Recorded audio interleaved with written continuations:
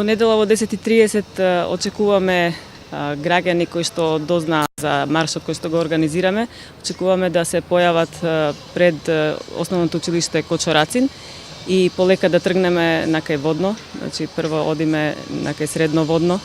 Групата која што ќе се собере, се уште не знаеме колкава група, се надеваме дека ќе има поголем одзив на граѓаните.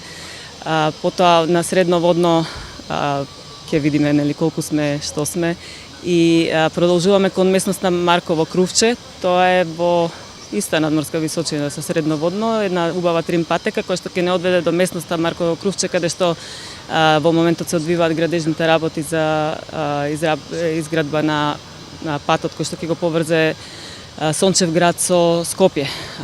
Таму на лице место самите граѓани кои што ќе бидат дел од нашата иницијатива ќе можат на лице место се уверат што се работи, до каде се работи околу тој пат.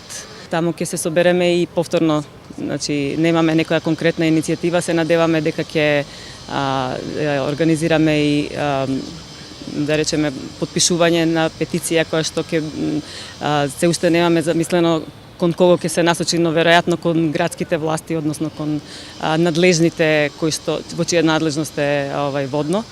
И со тоа да им укажеме дека има граѓани, и тоа се надеваме поголем број, кои што се насекирани што му се случува на Водно и што е таа забрзана урбанизација која што во последно време сме сите сведоци дека се случува. Забележавме, како и повеќето што се одат на врв, барем за викендите, дека се одвиваат неколку градежни активности паралелно, и тоа доста интензивно. Значи, освен ова што ја спомнав, а тоа е изградба на регионалниот пат, ние така знаеме, може би и локален, меѓутоа секако голем градежен зафат, кој што би требало да го поврзе тој Сончев град од другата страна на Водно со град Скопје, и каде што сега се сече шумата, се минира и се приближуваат градежните работи кон оваа страна на Водно.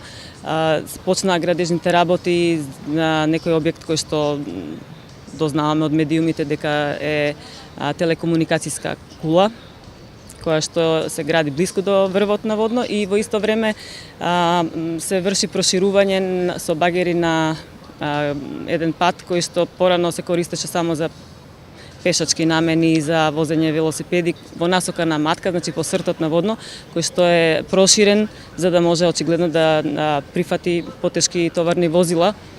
Колку што се нашите неофицијални информации, тој пат би требало да биде сервисен пат кој што ќе служи за изградба на објектот или објектите на врвот на Водно. Тоа се видливите градежни работи, меѓутоа неформални информации кои што ги добиваме неофицијални се дека се уште има и други проекти кои што се во игра, да речеме во оптек, меѓутоа ни јавноста па ни ние како дел од неа не сме запознани што точно ќе се гради. Знаеме дека е предвидена скијачка патека. За таа да се сервисира и сите тие објекти кои што се предвидени е потребно да може возила да дојдат на врв на Водно, значи и тоа во поголем број, инаку не би имало логика да се градат тие објекти. Тоа е она што најмногу не загрижува. Премногу возила, преголема сообраќајна фреквенција, уништување на зеленилото, уништување на она катче кое што го имавме ние сите како скопјани за да дишеме чист воздух.